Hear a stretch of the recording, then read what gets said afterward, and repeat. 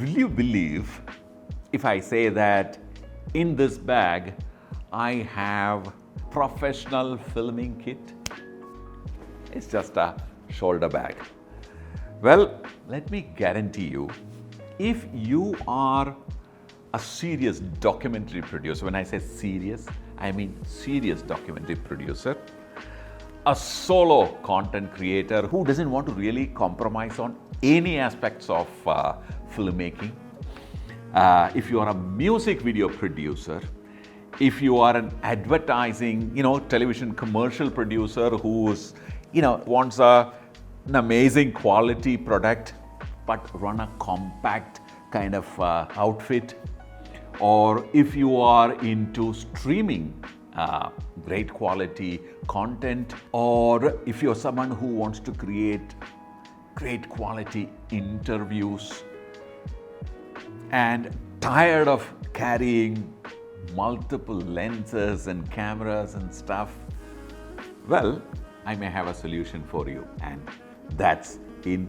this bag. So, without wasting any more time, let me open it and show it to you. It's the Canon's RF 24-105 F2.8 L USM Z.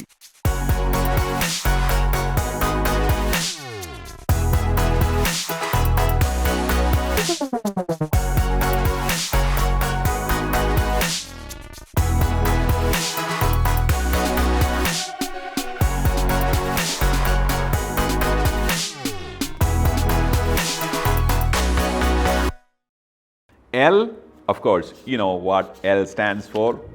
L stands for this red line, luxury. USM, extremely smooth.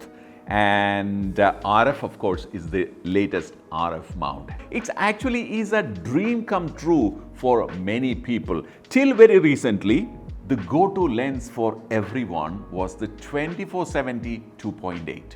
Then, of course, the RF 28-70 F2 also was an amazing lens, but they all had a limitation when it comes to the long end.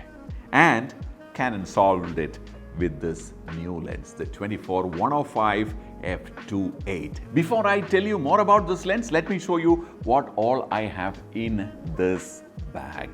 I have this amazing R5C. This is our go-to camera for filming.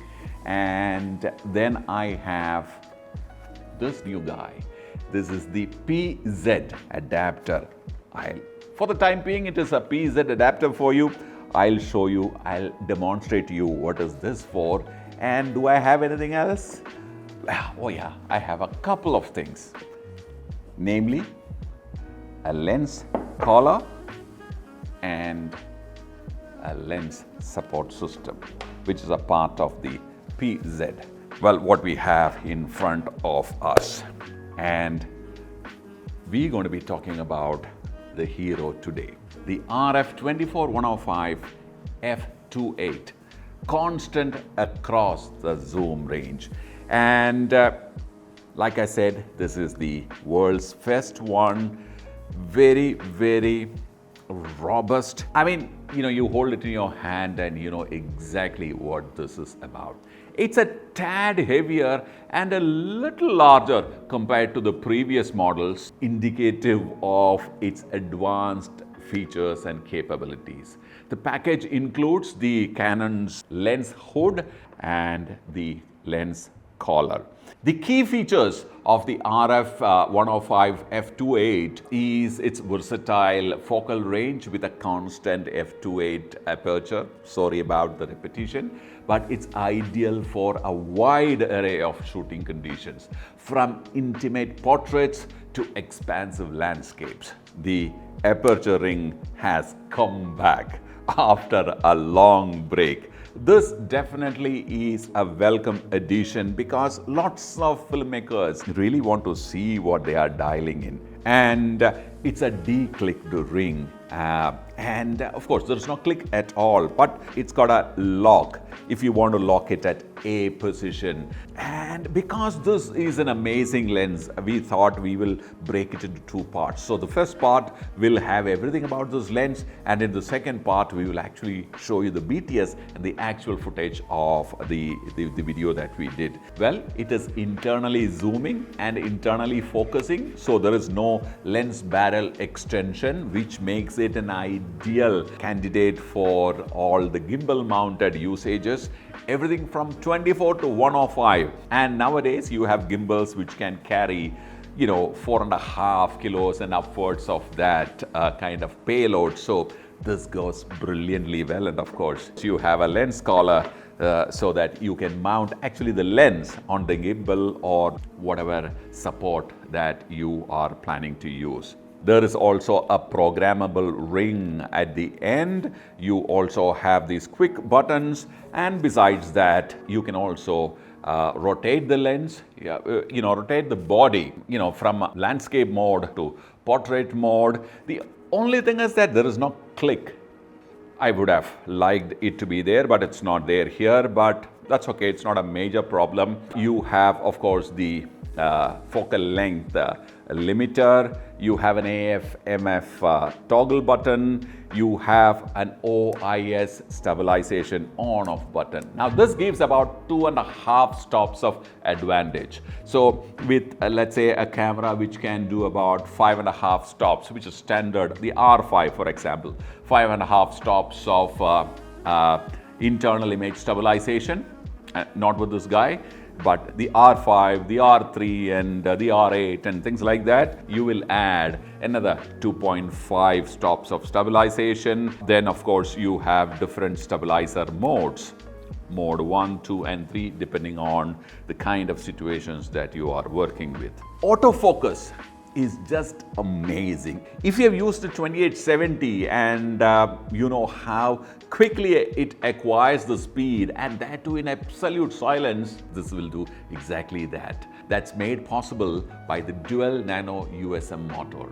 If you're shooting, let's say, wildlife, so wildlife is not only about long lenses. Wildlife is also about showcasing the landscape. Same thing is applicable even for a documentary filmmaker. Imagine you are walking with just one bag like that, right? You're going into a place you want to shoot about, let's talk about a travel-based documentary. You want to show monuments, you want to show places of attraction, you want to show landscapes, you want to take interviews of people.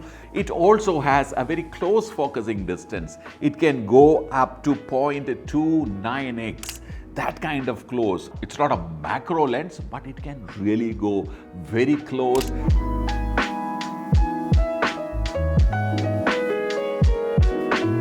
It is just amazing. Let me mount this lens onto this camera.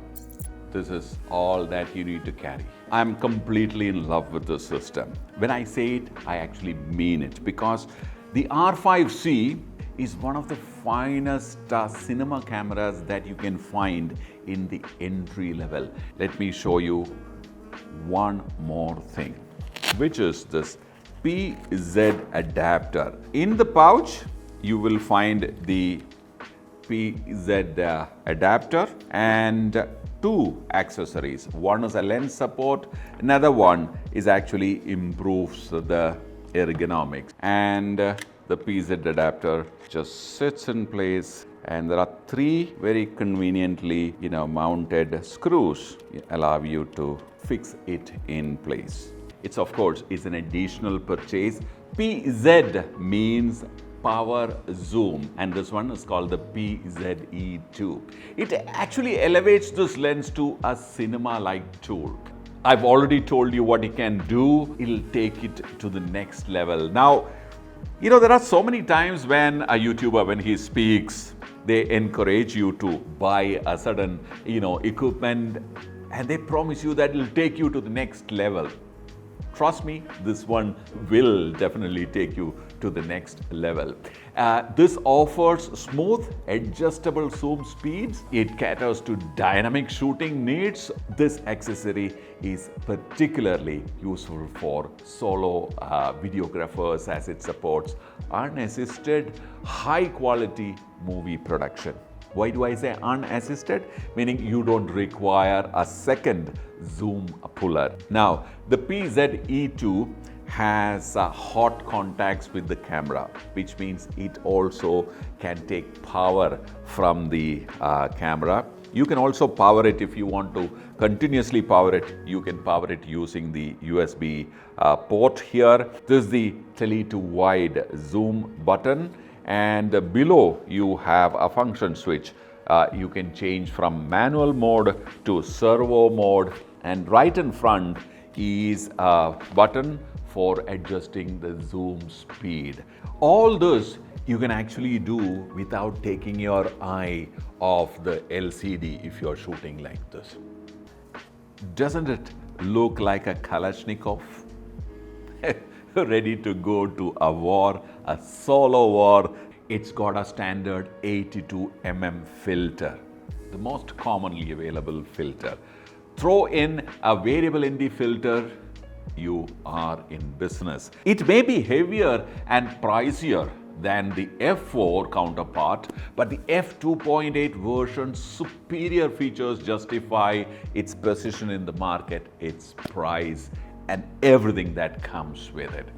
It's designed to satisfy the demands of high-level creators who need top-notch image quality, ease of use, flexibility in both photo and video environments.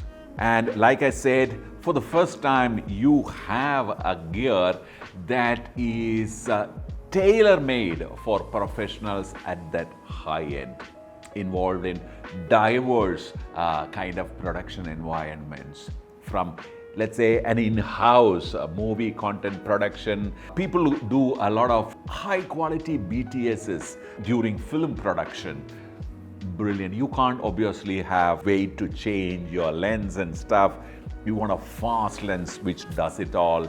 This is for that. Streaming, virtual production, for example, which is something which is getting very popular these days. Its wide zoom range and large aperture supports various subjects and scenes. It's versatile.